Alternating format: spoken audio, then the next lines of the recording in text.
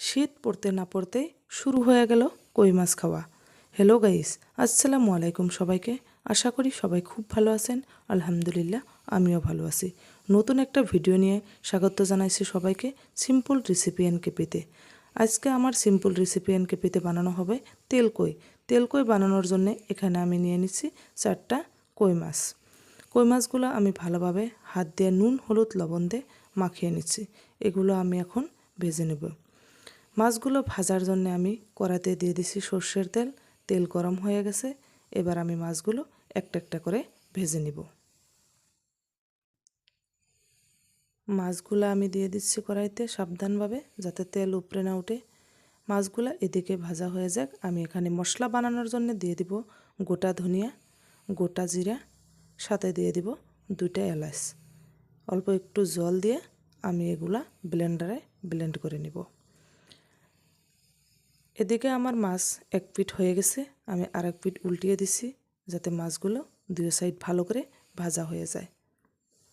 মাছগুলো উল্টিয়ে দিছি এভাবে। এবার আমি মাছগুলো তুলে নিব। ভাজা হয়ে গেছে মাছ, সাবধানে তুলে নিতে হবে যাতে মাছগুলো ভেঙে না যায়। এই কড়াইতেই আমি সর্ষের তেল দিয়ে দিছি। তেলটা একটু কম করে দিছি, আমি অত তেল খাই না। ফোড়নে দিয়ে দিছি 1/2 চামচ কালো জিরা, 1/2 চামচ গোটা জিরা, সাথে দিয়ে দিচ্ছি রসুন আর পেঁয়াজের পেস্ট। পেঁয়াজটা অবশ্যই আপনারা পেস্ট করে নেবেন।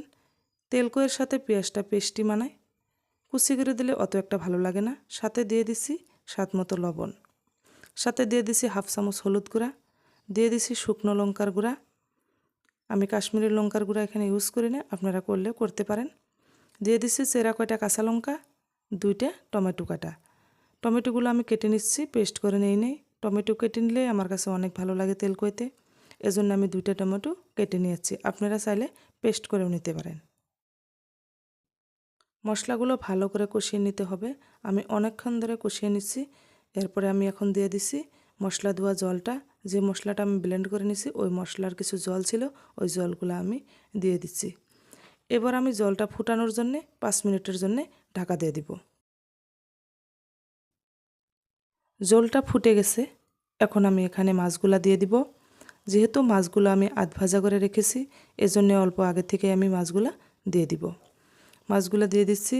মাছগুলো দিয়ে দেওয়ার পরে আমি আরও 5 মিনিট ঢাকা দিয়ে দিব, যাতে মাছগুলো ভালোভাবে পাকানো হয়ে যায়। 5 মিনিট হয়ে গেছে, এবার আমি ঢাকনাটা খুলে দেখছি। দেখুন, রান্নাটা 90% হয়ে এসেছে। এবার আমি যে মশলাটা ব্লেন্ড করে রেখে দিয়েছিলাম, আমি ওই মশলাটা দিয়ে দিব। আপনারা চাইলে আগে থেকেও দিয়ে দিতে পারেন বা পুরনেও দিয়ে দিতে পারেন। এক একজনের রান্না তো এক এক রকম। আমি ওভাবে রান্না করি না। তেলকইটার মধ্যে আমি রান্নার প্রায় হয়ে আসার আগেই দিয়ে দিই। এখন আমি দিয়ে দিছি ধনেপাতা কুচি। ধনেপাতা কুচিটা দিয়ে আমি 2 মিনিটের জন্যে রান্নাটা দমে রেখে দিব। দেখুন বন্ধুরা, 2 মিনিট দমে রেখে দেওয়ার পরে রান্নাটা অসম্ভব সুন্দর হয়েছে। কালারটাও কিন্তু দারুণ এসেছে। তেলকই রান্না করলে নিশ্চয় 2 মিনিট দমে রেখে দিবেন।